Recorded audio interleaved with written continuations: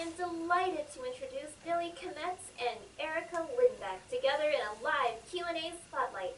Get your burning questions ready to ask through Twitch chat.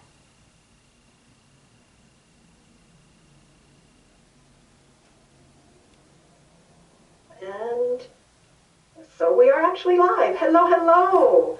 Hi, everyone. So I am your disembodied announcer voice today. My name is Jenny. I'm the chair of VoterFest here, and today we are so very, very blessed to have Erica Lindbeck and Billy Kametz with us. Yeah. What's going on, Hey guys. How are we doing? Yeah. Well, thank you so much for joining us today. I very, very much appreciate you, the both of you, making time out of your day to be able to join us here for VoterFest 2021. Excited to be here. Yeah, thank you so much for having us. How are things in LA right now? Things are good. It seems like it's kind of getting back to normal a little bit now.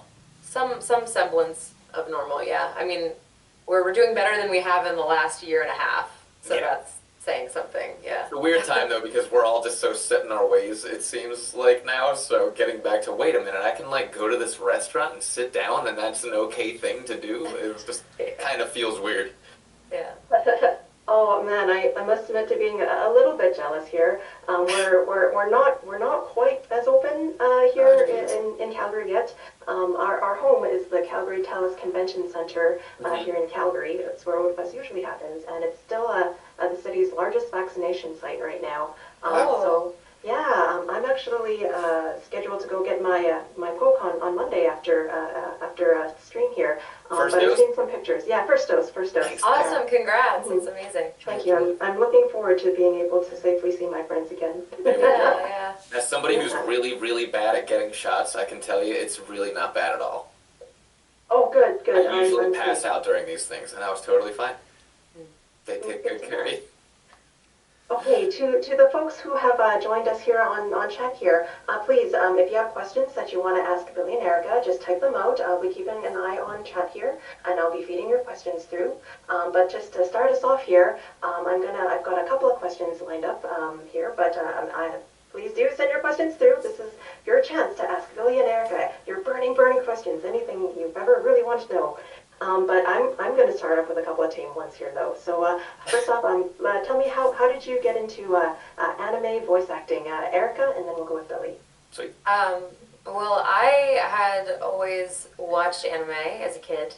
Before I even knew what anime was, I loved, Pokemon and Sailor Moon, etc., etc. When Blockbuster was still a thing, my mom would let me go and rent out two VHSs, and I would always go for either Sailor Moon or Pokemon.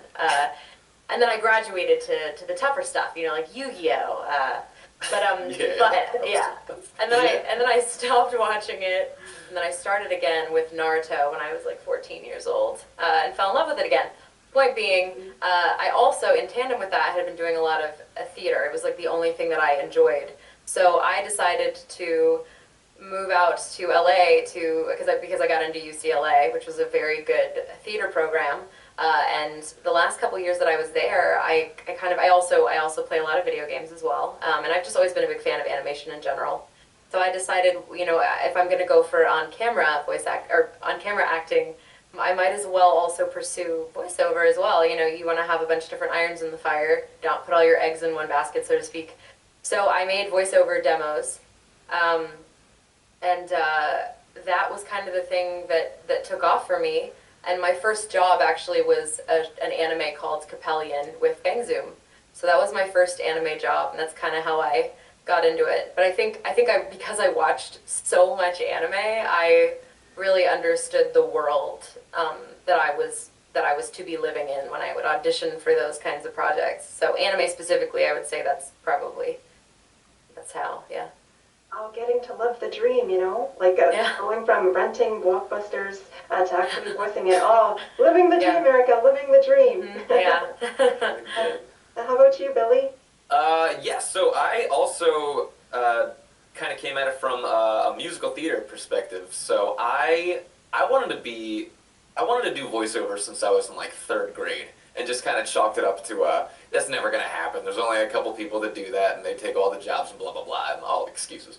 And then so I was like, I'll just do theater. So I did theater for a long time, and I booked a job. I lived in New York And the first job that I booked in there was for Aladdin in the Aladdin musical spectacular in Disney's California Adventure. So they were like, would you relocate to California if you got the job? And I was like, yes, absolutely, I would do that. Because I was like, if I go out there, I can finally pursue voiceover. And so I got out here and did that for the years. It was the final year of the show. And then left that, and I was doing a show. I was doing American Idiot at La Mirada. And the musical director there was like, hey, you should go audition for this production of Little Shop that Ezra Weiss was directing. And he's also owns a dubbing studio out here in California. And so I went to that. I didn't get the role, but during that, he was like, oh, we talked about voiceover. He brought me in for an audition. I met Lauren Landa in the waiting room, and I was like, so what do you do as your backup job or like your money-making job? She's like, oh no, I do this full time. And then I was like, can I just take you out to coffee and talk your ear off about everything about this? And she's like, yeah, of course. So she was like, you should take this class, this class, this class, meet this person, this person. Then I just started checking all those things off the list. And that was pretty much how I got my start, just taking a bunch of classes, and it eventually led to getting some anime roles and stuff. So that was a good time. Theater kind of lends itself well, I think, to anime. The stakes are very heightened, so it's a lot of project to the back of the room kind of a thing. So I think that's what maybe gave me a leg up. For sure, the theatricality of it all. Mm-hmm. Yep. Okay, so I know we've got a bunch of questions coming in from chat here first, so let's go with Taylor Will Boyle You. What is your favorite character you have played? We'll go with Billy first this time in America. Oh, it's so hard. It's so hard, guys.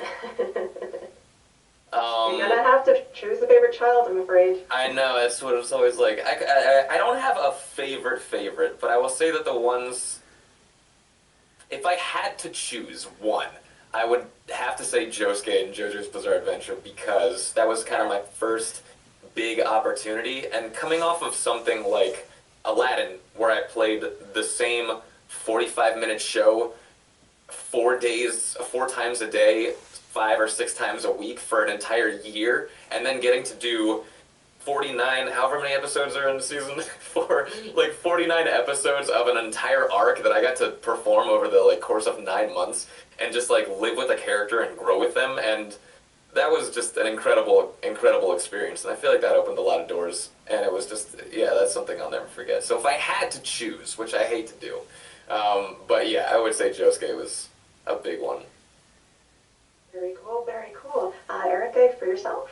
I couldn't pick if you made me pick between like every character I've ever voiced, but if we're sticking to anime, I would say Mordred, Saber of Red from the Fate franchise, because I was a massive fan of Fate before I voiced a really small character in Fate Stay Night Unlimited Blade Works, and that was how I got into it, because I remember they were doing an episode premiere at Anime Expo that year, and they also had some of the like the singer of the theme come, and it was just it was insane. And I remember I was sitting with Mela, who voices oh my gosh, Rin Tosaka in that series, and I literally, this is so embarrassing, but the music was so moving to me, the concert, that I actually walked to the bathroom and cried.